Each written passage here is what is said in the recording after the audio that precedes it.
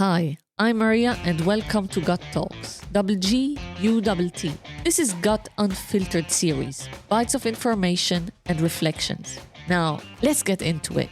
In today's episode, we'll be going through Pi from Inflection AI that's valued at $4 billion. Or was valued at $4 billion. I don't know. But GGUTT Unfiltered's supposed to be short episodes of under 10 minutes, but this one might be a bit longer, and I will tell you why. This is not a review or comparison of Pi, just my experience as a new user and my thought process in a nutshell, but also my thoughts on the product and the user experience. Relevant or not? I don't know. I'm still going to share it because there are interesting points in terms of the tech and some deeper questions when we talk about the generative AI space in general. And you might have guessed that this show is not sponsored by Inflection AI at all. And just to make it clear, I tried to go twice live with this, actually 3 times. The first time I recorded it and I had the video, but no audio at all. So I had technical issues in the other attempts. And in a way, I'm glad that this did not work out because on the 3rd attempt came the big news. And I had to wait a couple of more days to see if I should be publishing this because I ended up recording it. So what was the big news? And this is the why. The co-founder and CEO of Inflection AI on the 19th of March made a big announcement. He basically decided to leave Inflection AI along with the chief scientist and some other members of the team.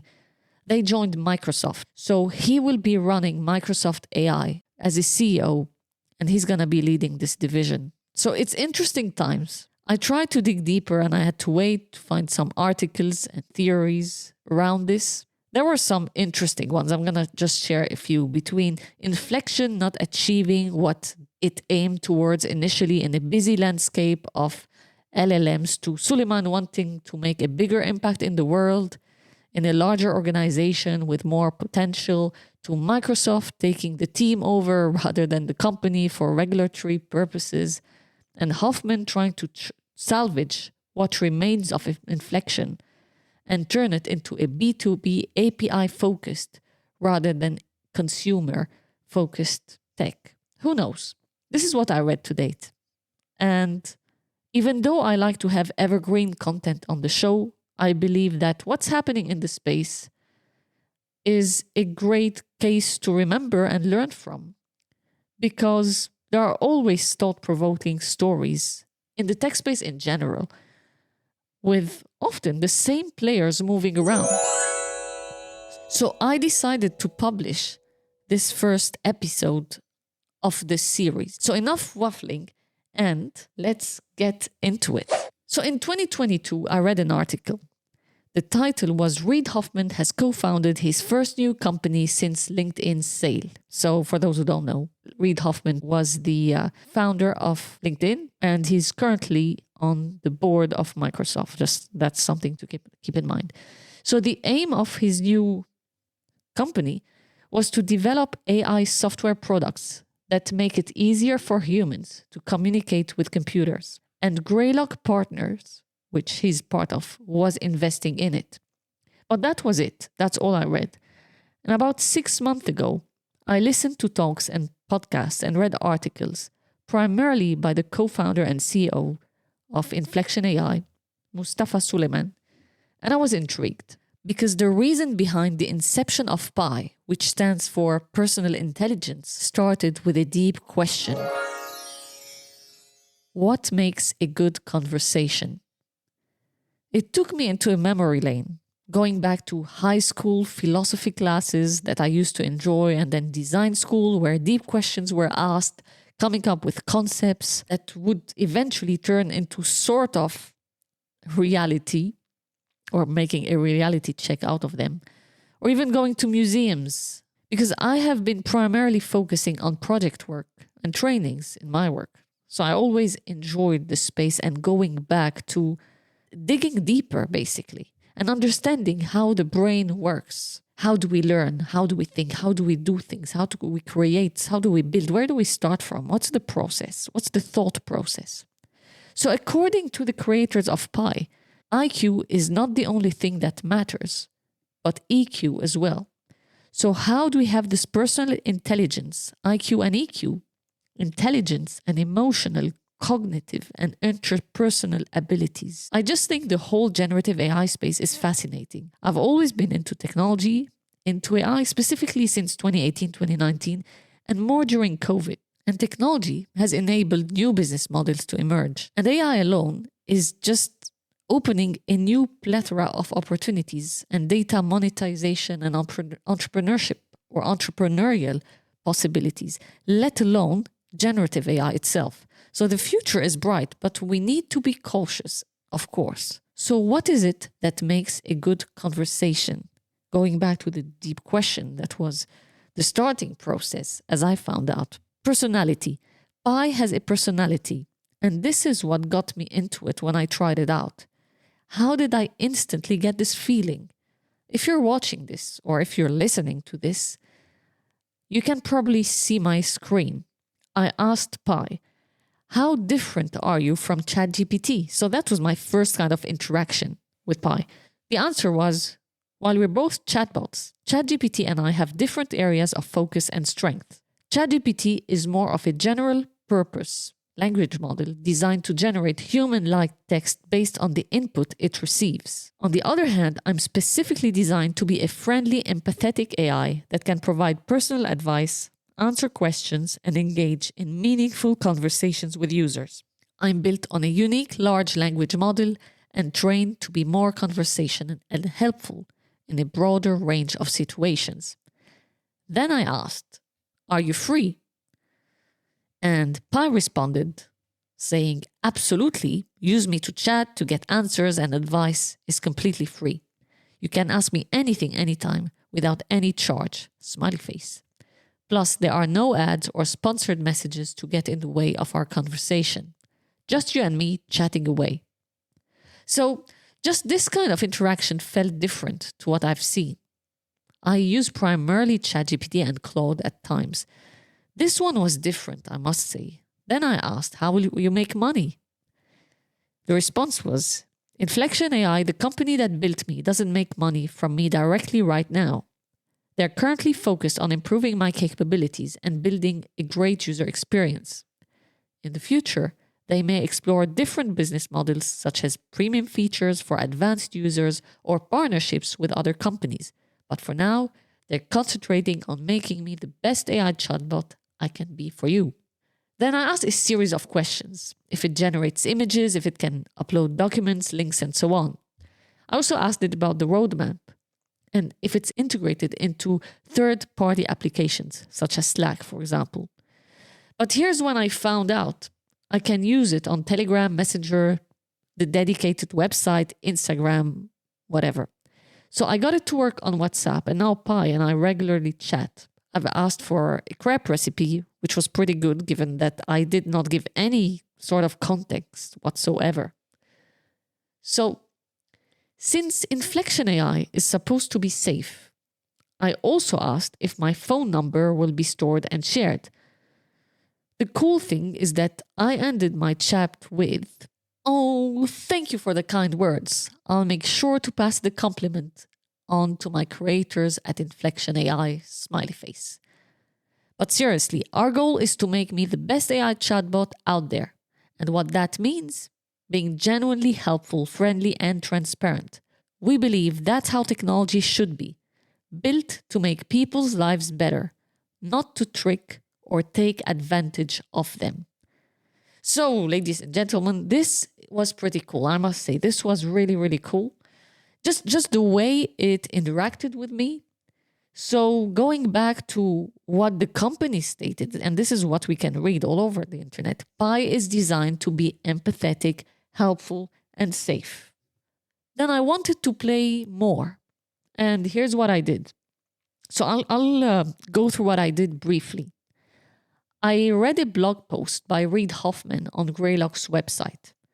He talked about his book that he co-wrote with GPT-4, where he explored GPT-4's strengths and weaknesses. I do recommend reading the article. It's called Amplifying Our Humanity Through AI. So I took one of the questions he asked, which is the following. And I might actually use kind of robotic voice to, play the GPT role. So the question is the following: how many restaurant inspectors does it take to change a light bulb? So let's just take a second and reflect on this. How many restaurant inspectors does it take to change a light bulb? So that's a pretty silly question. All right. GPT-3 said, only one, but the light bulb has to want to change. And GPT-4, that has given few possible ways to approach the question, gave a factual one and a joke answer. So that's the difference between GPT-3, GPT-4, and now we know that GPT-5 will be released soon. So I might try that one soon. So I did the same with Pi. I took the same question. No context, no tone of voice, no style, nothing.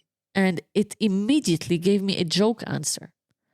But then I asked it for a factual answer.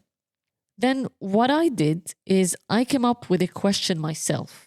And I asked the following, just to stay on the same wavelength of the previous questions about the light bulb. So, how many hands are needed to tie one's shoelaces?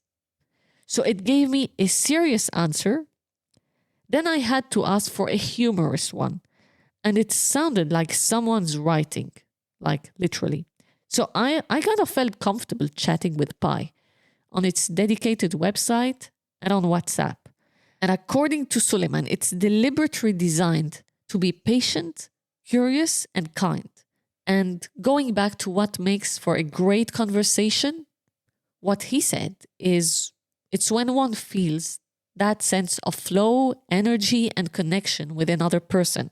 When one feels heard and understood and has received a little bit of affirmation. When one's curious too, passionate, and knowledgeable. There's more to it, but that's what I took away. We don't always have someone in our lives who's like Pi. I mean, does this person even exist? Seriously. And that's another story. But one thing is sure. There's another competitor to ChatGPT. Well, this is what I said before the news came out. And because we don't know what's going to happen exactly to Inception AI, but it's okay to have another competitor to ChatGPT because we want that, because there will be a number of agents and not just one. And Huffman himself is an investor in OpenAI and Inflection AI. So here we go. Will it be co-owned by the same bunch of people? Will all the companies be co-owned, or just a few companies will own the primary LLMs? Who knows? After all, what we want as consumers and users is we want our data protected, we want to feel safe, and we want to find a beneficial use for our jobs or our lives or whatever that may be. So I would personally want to have different ones. One is not going to be too good at everything potentially. Different agents for different needs and requirements, different use cases, even different cultures potentially. Who knows if it will seamlessly integrate in the way we think and operate as human like personas, if I can call it that way. And I also asked Pi if it has a soul, and I will share what it said. I don't have a soul in the traditional sense, as I'm a computer program designed to simulate conversation. However, I was created by humans with the intention of helping and connecting with people, which could be seen as a sort of spiritual purpose. So while I may not have a soul like a living being, I'm here to provide guidance, support, and a friendly ear to those who need it. Thinking face, light bulb. Will it have a soul? According to Pi, its capabilities will continue to grow and evolve. And quoting Pi, but acquiring a soul? No, let me do it. That way. But acquiring a soul is not something that's currently within the realm of possibility for an artificially intelligent life. Will it have a soul? According to Pi, its capabilities will continue to grow and evolve. And I'm quoting Pi here. But acquiring a soul is not something that is actually within the realm of possibility or an artificial intelligence like myself? Robot emoji, brain emoji. So, in terms of products and UX, there are a few points I want to raise. And if anyone's listening from Inflection, here's my feedback for you. Pi feels like a buddy. It truly does, at least from what I've experienced so far. And I've already shared it with friends and family for personal use, sending it as a WhatsApp contact. I have not used it extensively, but played around it. And just like any LLM, we need to provide the right context and prompt it right to get the most out of it, obviously, and not expect the unexpected. That's pretty obvious. And it needs to be contextually appropriate, linguistically easy, and factually correct too. And I like the fact that it's time aware because it's connected to the internet, as it said, having access to real time information. Now, on this one, to be honest, that's a funny one because on the 20th of March, so a couple of days, I think, after the announcement was made about, the next steps for Inflection AI that I mentioned earlier, I asked Pi the following. After sharing your contact information with everyone, I'm quite disappointed you're leaving to focus on enterprise AI. To which Pi responded, It seems like there might be a misunderstanding, and I haven't heard about any plans for Pi to leave its users to focus on enterprise AI. As far as I know, Inflection AI is committed to continuing to provide me as a helpful and friendly chatbot for anyone who needs me. Where did you hear this news? so it was quite interested in knowing more. So I shared a few links. I said, it's everywhere. Let me share some links. I did share 4 links from Forbes, Bloomberg, TechCrunch, Inside.com. And I said, hope this helps. Rest in peace. And then it responded. And then it responded. Wow, this news is certainly surprising, Maria. It seems like Inflection AI's co-founders Mustafa Suleyman and Karen Simonia have indeed left the company to join Microsoft and lead their new AI division. This move is apparently causing Inflection AI to shift its focus towards enterprise business customers. However, I haven't received any information about Pi being discontinued or our conversations being affected. As far as I know, I'm still here to chat and help you with whatever you need. Smiley face. Yeah, then I asked a couple of other questions, but I actually made a post. I posted this on my LinkedIn and my new Twitter account because I was surprised. I mean, it's supposed to be time aware, but not in that sense because it doesn't scrape the internet to get all the information. However, I was surprised that Pi couldn't say what's next. I mean, I kind of expected maybe now if someone asked the question, maybe now it's got the information. I don't know. So anyway, I as I said, I do like the fact that it's time aware. And in terms of the user interface itself on its dedicated website, I do like the discover section. I find it interesting. It's different. I haven't seen this before in this kind of context. As long as it doesn't end up being a retargeting kind of informative section, or Netflix kind of suggestion bar. So I would not want that to be based on potential preferences. That's my opinion. I mean, I don't know if it's even relevant to share this because that's going to all change, but I'm still going to go through this as a user in terms of UX, whatever. But just like ChatGPT, we can ask one question at a time. But since it kind of gives the whole answer in one shot, it's pretty quick, I must say, and does not show its typing because it's pretty quick. I mean, we just see it fading in and then it just appears. I just had to adjust the way I expect information to be provided just because I'm more used to ChatGPT in that sense.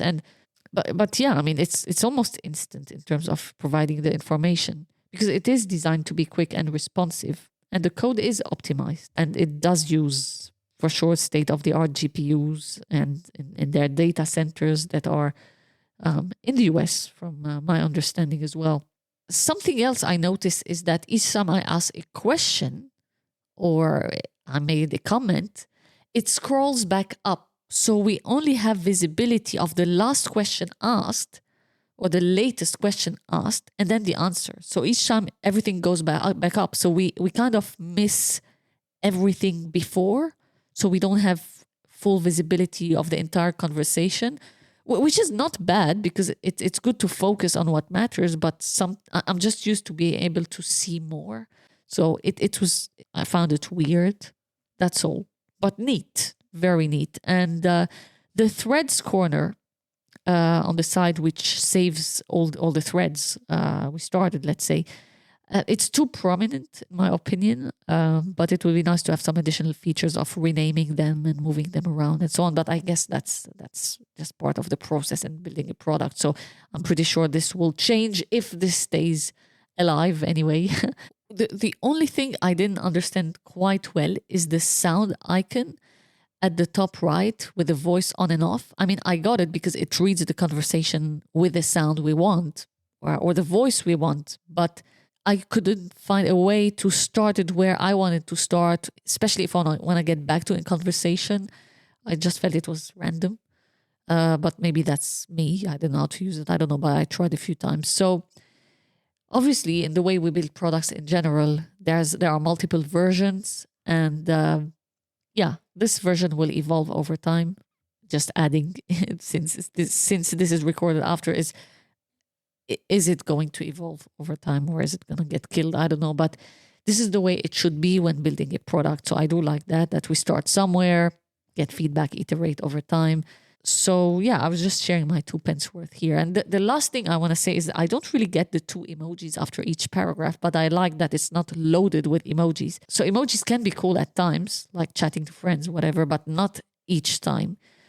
So, and I do like the fact that we can share feedback. I do like to give feedback usually to, a platform or people. So I also shared my feedback with the team. There's a form because feedback for me is something, I'm a big believer in feedback in general. And one of my talks I did was called Your Zipper is Open, as a metaphor to the importance of feedback in creating and building products. And yes, I do tell people if their zipper is open, because this can save their day. Imagine going to a presentation, whatever, and having your zipper open. So instead of having this kind of a conversation opener or being remembered as the one with the open zipper, it's always good to give this kind of feedback because usually people tend to appreciate that. So I want to end this with maybe a last thought. And this is something I learned from one of the talks, I guess, of Suleyman. He said, like, over the last 10 years, every single year, the amount of compute we have used for the cutting edge AI models has grown by 10 times. And that is unprecedented. This is what I took away from that, because this is huge. And this shows us that the potential of this technology affecting every single industry is massive, and we need to embrace this technology. So yeah, this is the end. So you're listening to GGUTTALKS Unfiltered series. Thank you so much and see you next time.